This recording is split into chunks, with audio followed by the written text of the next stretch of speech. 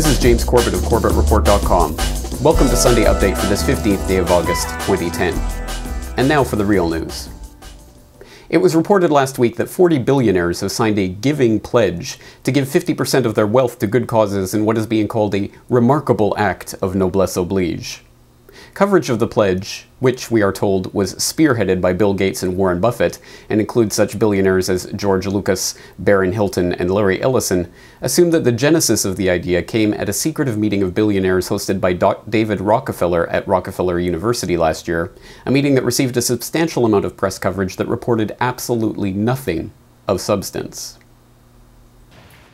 Behind closed doors on this New York campus, a secret gathering of some of the world's most powerful people. Gates, Buffett, Bloomberg, Winfrey. It was like the Super Friends. In the great hall of the Justice League, there are assembled the world's 4 greatest heroes. Together with others at the meeting, including George Soros, Ted Turner, David Rockefeller, they're worth more than $125 billion. To have been in the room and see this meeting of the minds really would have been a fascinating thing. That much money, that much power around one table. It begs the question, what were they doing? What were they scheming? Total world domination? This group, together for 6 hours, was talking about charity, education, emergency relief, global health. All my friends are philanthropic. Well, they probably wouldn't be my friends. What such reporting fails to take into account are any of the actual facts about these people, their histories, or what their family fortunes have specifically gone towards funding in the past. 2 of the names specifically mentioned in the reports about the billionaire pledge are John D. Rockefeller and Andrew Carnegie, the world's first billionaire and the owner of the world's first billion-dollar company, respectively. John D. Rockefeller and his son founded the Rockefeller Foundation in 1913. They funded the Cold Spring Harbor Laboratory in the early 1900s, which housed the Eugenics Record Office in America and was the main American institution funding research into eugenics, the master race ideology that certain humans are inherently superior due to their genetics.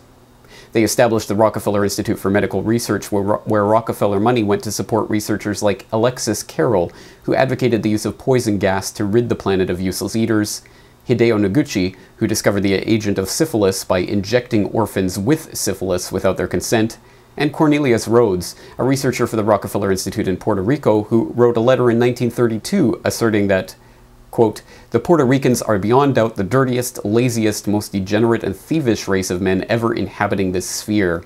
What the island needs is not public health work, but a tidal wave of something to totally exterminate the population. It might then be livable. I have done my best to further the process of extermination by killing off 8 and transplanting cancer into several more," end quote.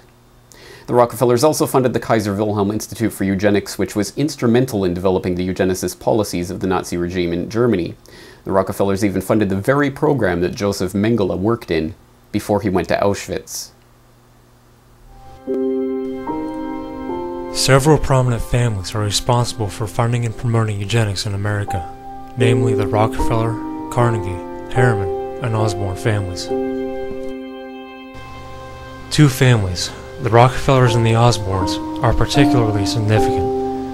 John D. Rockefeller Sr. contributed a large amount of money to build the Cold Spring Harbor Laboratory in the early 1900s, which housed the Eugenics Records Office from 1910 to 1944.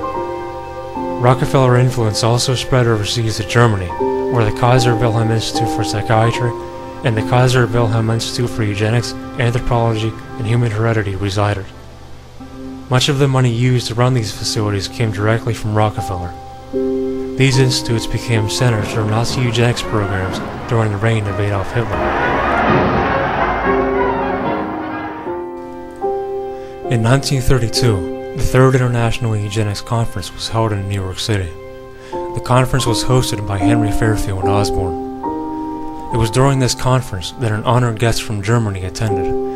Ernst Rudin was elected by the conference attendees as president of the International Federation of Eugenics Organizations. Rudin went on to craft the policies that governed Adolf Hitler's genocide programs at the Kaiser Wilhelm Institute.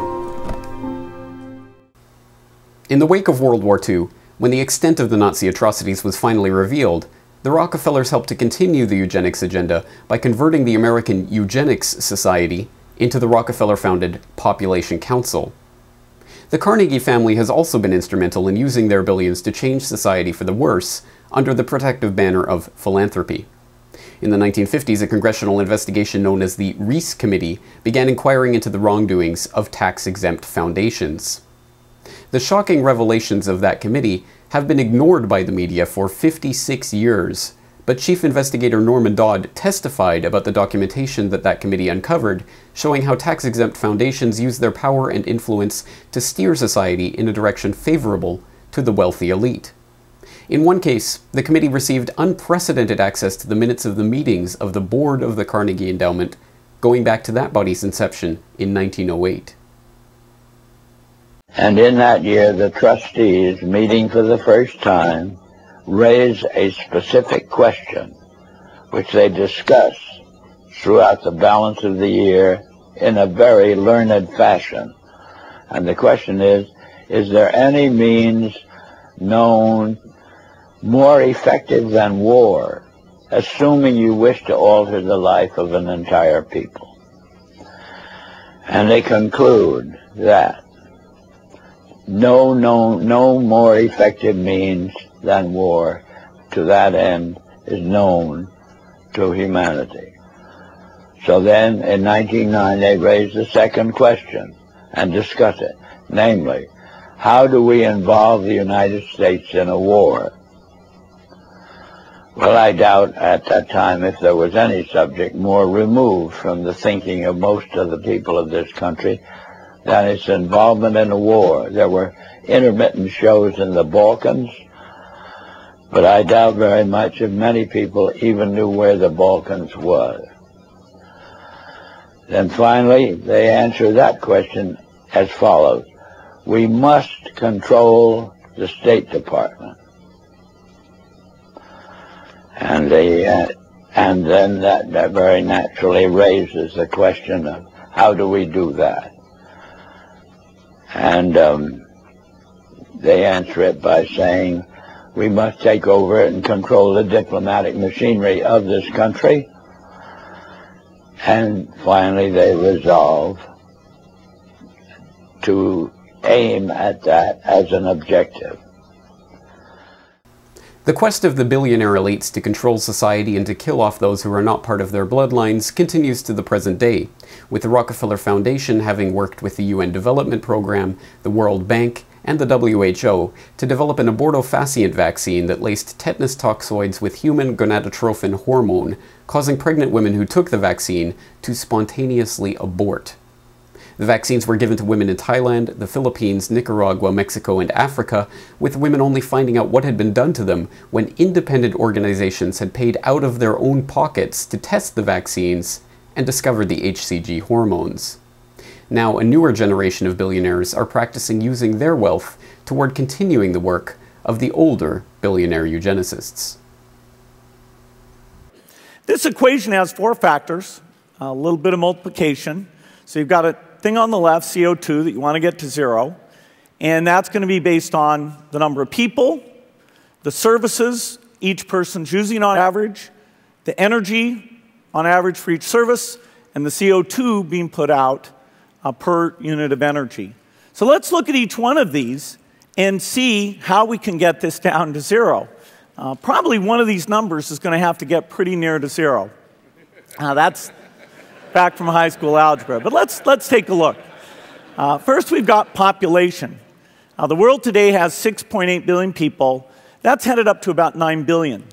Now, if we do a really great job on new vaccines, healthcare, reproductive health services, we could lower that by perhaps 10 or 15%. Look for absolutely none of this context to be reported in the breathless news accounts extolling the noblesse oblige of the billionaires who are generously donating their wealth toward directing our society in the direction they wish, just as it was only noted in passing that the original Rockefeller-hosted Super Friends dinner that gave rise to the Billionaire Pledge concluded that the most pressing issue facing the world is reducing the population. Instead, one will have to turn to the citizen media to see people like J. Rockefeller, who infamously proclaimed that the internet should never have existed, be confronted about his family's eugenicist ties. Your family starting the modern eugenics movement. Let's call him Miss Christian. Started eugenics. Hitler looked up to the eugenics that your family have started. Okay, sir. I think it's time for me to really start moving quickly. Yeah. You could just address some of these things. If we're wrong, sir, please just tell us. No, go find somebody else to talk to. But your family did start the modern eugenics movement that Hitler is looking up to. And you don't want to talk about the Bilderberg group? Well, what about the Bilderberg? Certainly do. You don't want to talk about them? They want to implement eugenics as well. I don't. The truth is coming out, and there's a lot of us that are aware of it. On a related note, a series of disturbing reports over the last few weeks have only confirmed that the population of the world is under sustained attack from the chemicals that have been knowingly inserted into everyday products and staple foods. In one of the latest reports, the Chinese government is investigating reports that tainted milk products have led to the premature onset of puberty in girls as young as 13 months. This is fresh on the heels of reports that show that girls are beginning to show signs of puberty as young as 7 years of age in the United States, and media reports on the problem of growing male infertility, evident in a 50% reduction in sperm counts over the past 50 years. These findings have been linked to the presence of estrogen-mimicking and androgen-blocking chemical compounds known as endocrine disruptors that are increasingly inserted into the plastics we buy, the soaps and detergents that we use, the clothes that we wear, the foods that we eat, and even the ink on the receipts that we get from cash registers. One of the best known and least controversial of these chemicals is BPA, or bisphenol A, a chemical that is now being banned from baby products in numerous countries around the world. Earlier this week, however, Dr. Elizabeth Whelan of the American Council on Science and Health made the bizarre assertion that BPA is a harmless trace chemical. The Food and Drug Administration gave a statement, a very clear statement in January about the chemical BPA, which is used in plastics. It's used in can liners to prevent foodborne illness. Everyone's worried about it. They shouldn't be. Well, the FDA has spoken and said it's safe. Dr. Wilhelm, I mean, the reality is, though, as you know, there are 80,000 chemicals out there that we're talking about specifically here, of which 200 have been tested. So the point, I think the point that a lot of people get concerned about, not so much that we think that they're dangerous, but we don't know that they're safe. You don't know it. And we've made these mistakes before. I mean, we used to think lead was okay. And now we know that not only is it not okay, it can cause significant problems. The problem is how you prove something safe. It cannot be done. It's like proving a negative. And you take something like, again, a chemical like BPA that's been around for 50 years, been tested all over the world, and everyone says it's safe, yet it still does not have a safe designation in the minds of many people who are concerned about chemicals. Well, it also doesn't have a safe designation entirely yet from the U.S. government. The Food and Drug Administration is still examining bisphenol A. It's a common ingredient in can liners and other sources of environmental exposure. The Environmental Protection Agency has listed BPA as one of its chemicals of concern, so it's just not the case. No word yet on what the ramifications of Dr. Whelan promoting such a dangerous and completely unscientific assertion on CNN might be. On a positive note, however, citizen groups continue to form in cities around the globe to fight back against this chemical onslaught, with groups from Wichita, Kansas to Edmonton, Alberta, taking up the cause of getting neurotoxic chemicals like fluoride removed from the public drinking water.